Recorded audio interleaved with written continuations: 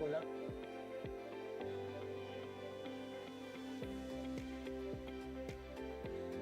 María Fe, empieza a hablar María Fe, empieza a hablar en inglés.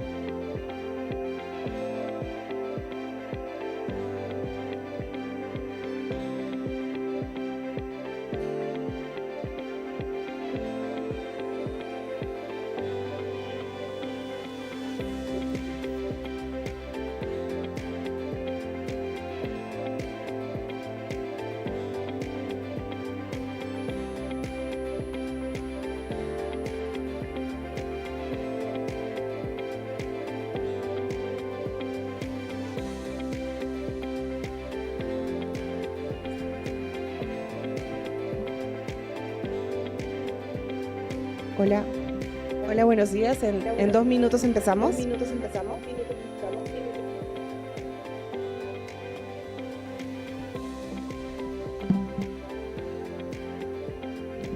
Pruebas.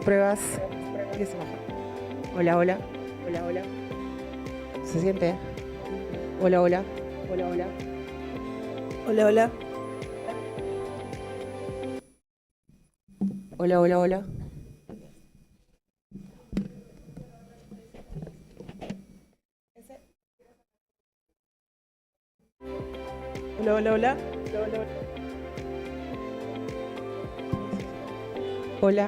Hola. Hola. Tienes que hablar por acá. Sí.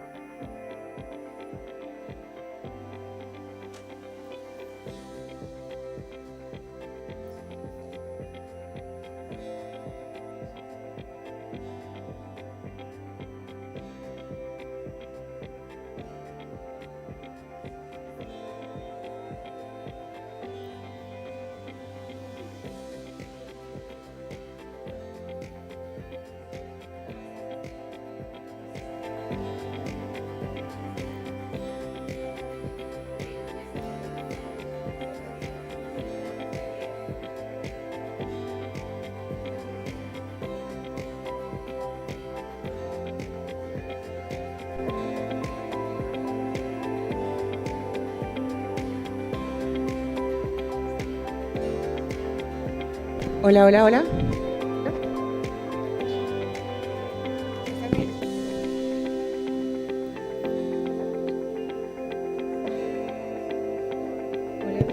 Hola, prueba para empezar. Hola.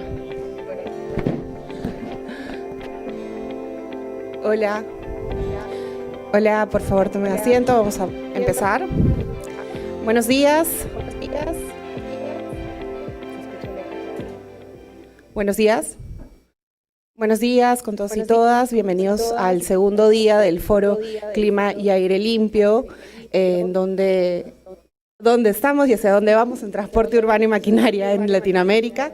Este evento es organizado. Well, this event is organized by the CALAC program, which is funded by SDC, and we also have the collaboration of the Ministry of the Environment of Peru, the Ministry of Transport and Communications, the Urban Transport Authority for Lima and Callao.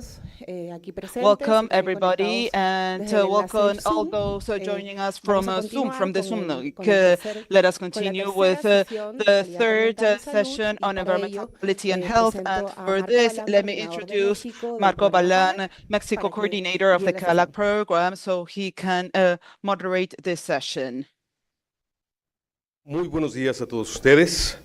Good morning, everybody. As you know very well, the second objective of CALAC is generating the regulatory framework for construction machinery. Construction machinery is a source that has been seldomly addressed, and this project has been able to give visibility to this issue. And we have made some important progress, and today we will look at the progress made so far. First and foremost, let me introduce Dr. Patricia Segura. She works at the National Institute of Respiratory Diseases of Mexico.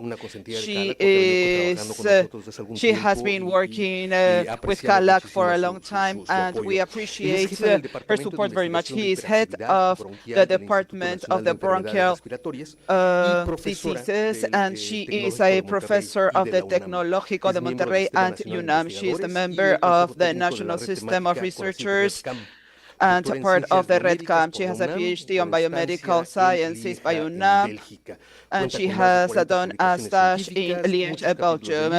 She has published many journals, articles in journals, and she has been a speaker in several congresses. Patti, over to you.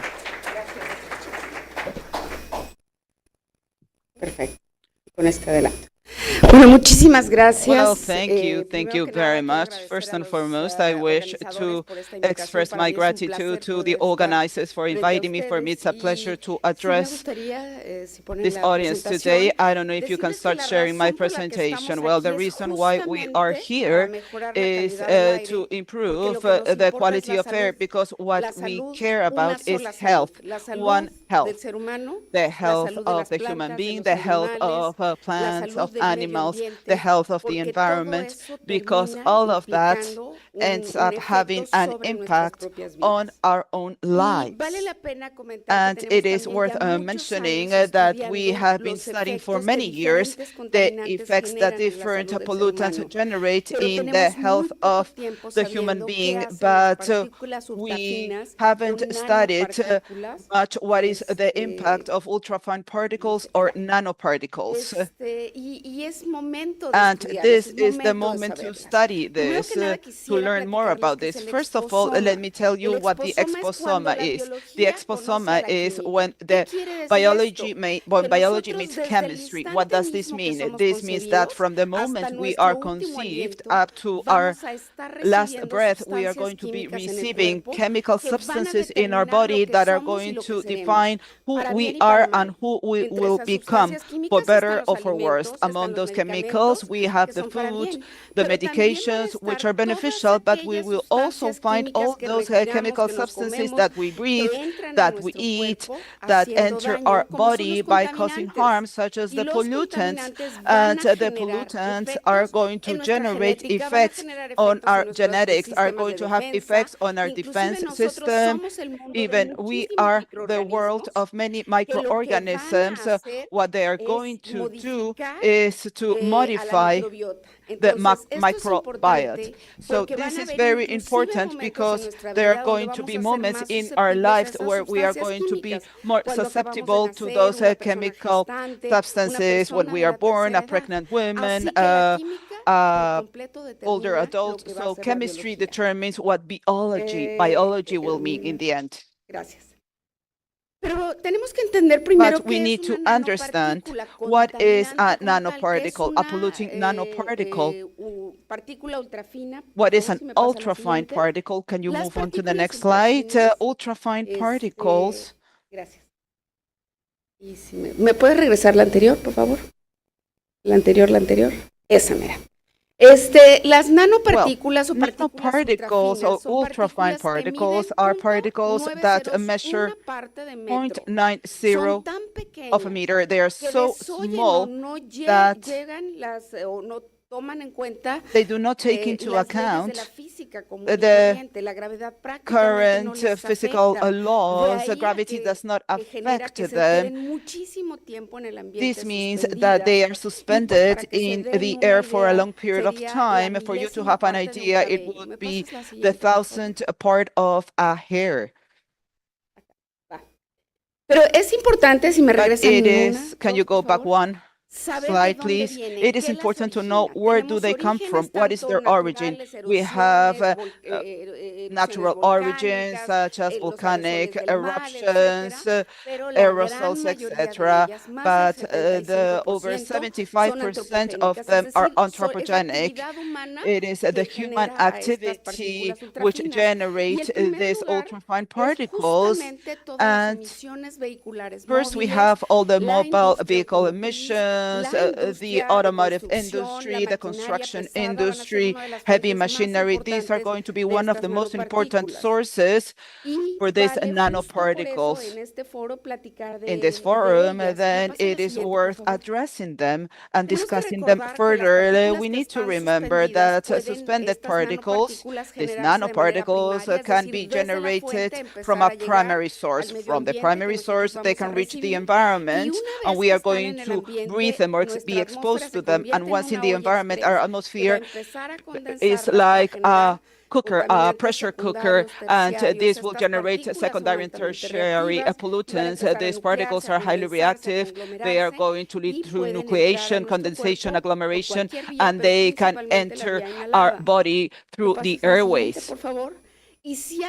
And if we need to know what is the harm or damage caused by these particles. Well, this has to do with composition. What is the makeup of a nanoparticle? Depending on the source or who is generating, we will have a different type of components. We are going to have organic, inorganic, carbon, metals, metalloids, transition elements, and highly toxic compounds such as polycyclic aromatic hydrocarbons, which are carcinogenic. So this is worth mentioning because the damage or the harm will determine the source, the origin, who produced it, how long it is going to be suspended in the environment, time of exposure, and the activities where these particles are being generated. So how are these nanoparticles going to cause damage to our body? As I mentioned before, these are small particles, especially those under 10 microns. We can inhale them. They can reach the bronchial tree, and they can generate a number of deposits or depositions, and they can stay in the upper airways or the respiratory system. The biggest problem is that all those particles under 1 micron, they just go in there without even asking for permission, and they can disrupt the bloodstream, and this can reach the bloodstream, and then they can be distributed to any part of our body. One of the biggest problems of these particles is that they start building up in our tissues. That is known as bioaccumulation, and this is a serious problem because we cannot have a very clear cause and effect as in the case of other pollutants, because how many particles do we have inside our body?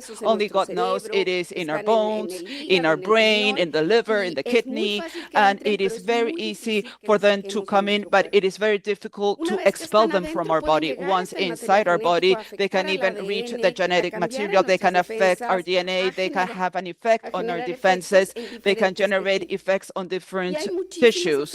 And there are many diseases where we will see effects, acute and chronic effects.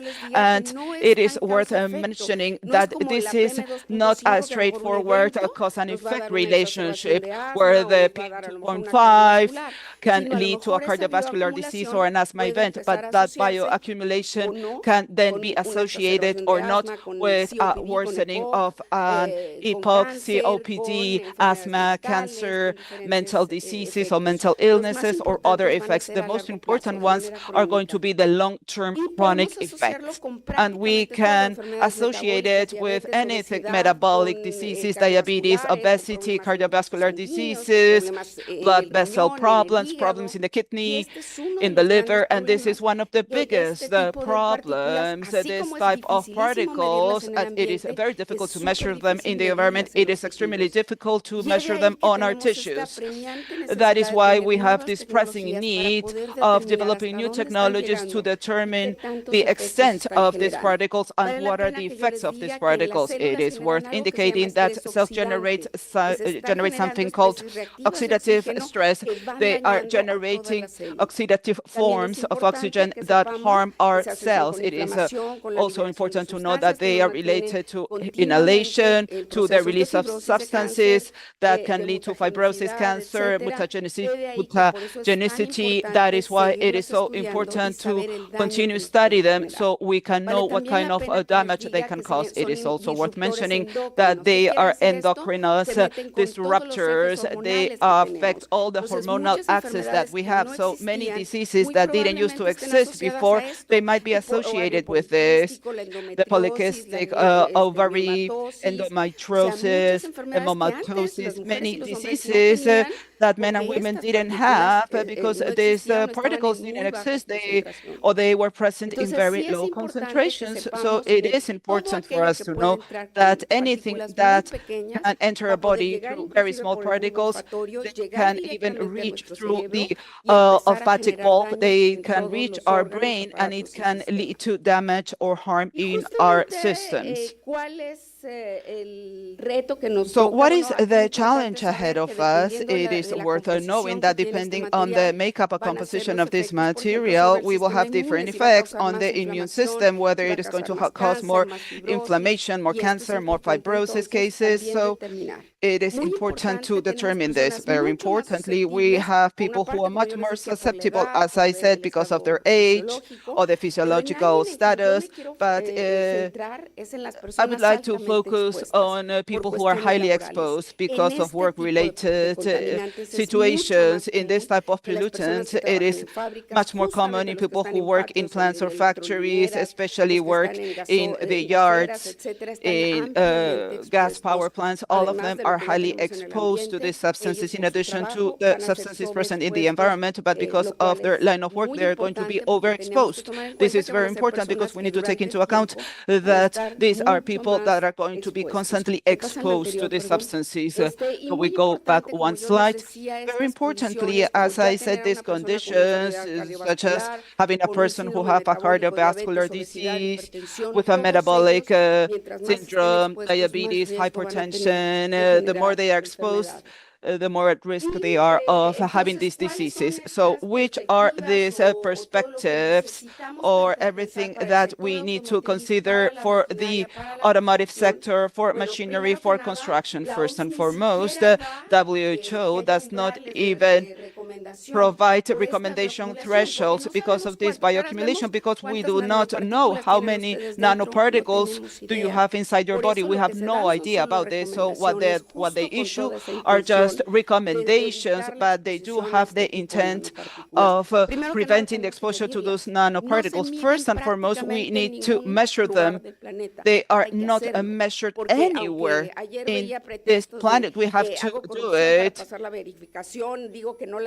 Yesterday, I was hearing excuses like I do measurements because I think they do not exist. No, they do have an effect. What is important is to measure them, to characterize them, to know what kind of chemical composition they have, and especially to determine the level of exposure. We need to know how much someone is exposed to it to anticipate the type of effects it might have. From our side, we need to continue doing plenty of research. Can you go back one slide, please? To learn more about the biological effects on the cells, on people, the clinical effects, public health issues, epidemiological issues, and based on that information, we can then start generating regulation standards, thresholds, if possible, and we need to know how to mitigate and remediate the generation of this type of nanoparticles, so we will prevent these emissions. By the way, some defense mechanisms, perhaps a high-efficiency mask can stop them, but nothing else will prevent nanoparticles entering your body. So it is important to think on how can we mitigate them, but also how can we prevent the exposure to these ultrafine particles. Thank you very much. This is my contact info, and I'm very happy to be taking part of this forum. Dr. Segura, thank you very much. Excellent presentation. Please do not leave. We need you to stay around since we have the expertise of the doctor in this room. I want to take some questions from the audience. Muchas gracias. Thank you very much. It is not very clear to me. You're talking about particulate material 1 or less than 1, under 1. 1 to 100 nanometers, 0.1 of a micron and below. So there's no way of measuring it. Yes, there is a way. There are increasingly more techniques available, but it's very difficult to measure them on the tissues or on the environment. To do it on the tissues, you need electronic microscopy, which is very difficult to carry out. Honestly, I do not know how is it measured specifically in the environment and other means, but it is possible to measure it, but it is tricky and it is expensive. I would like to learn more. Well, I'm an environmental lawyer, so my scientific knowledge is quite limited. So, can you make a distinction between this linkage between PM2.5 and cancer and nanoparticles and cancer?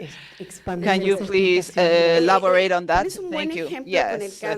You are giving us a good example with cancer. We have the International Cancer Association. What it does is to evaluate the evidence that associates the exposure to a chemical substance and the development of a disease such as cancer. There are increasingly stronger evidence, so you assign a level 2, 3, or 1, when they cannot be questioned, when there is this cause effect that has been demonstrated in animals, in experimental models, humans, etc. And when you establish this relationship, you can say that this is a cause, type 1 cause for cancer.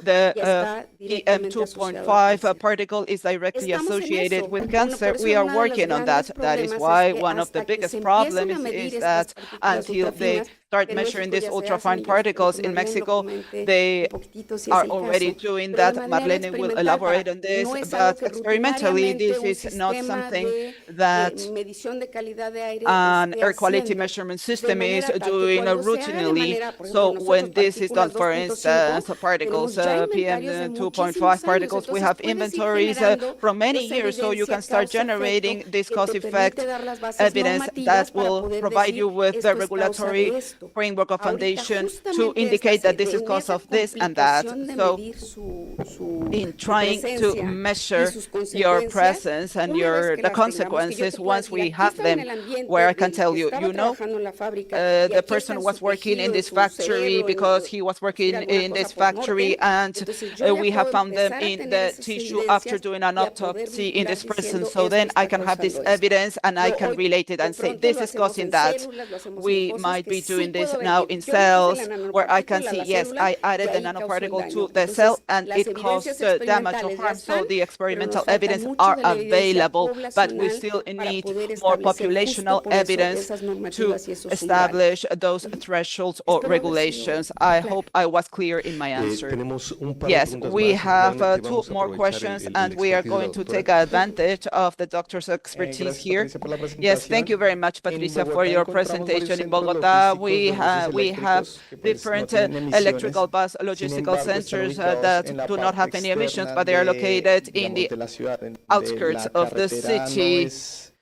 The highway is not fully paved. Those logistic centers are full of dust, mud, and other substances. I don't know whether those have any effects on health, and which would be the effects on health, and whether this can be comparable with fossil fuel buses. Yes, we need to consider that these particles are part of larger size particles. They are dragged by total suspended material, and a very small mass is going to be represented by these particles. The difference is that they do not tend to deposit because of the very small size. They remain suspended for longer periods of time.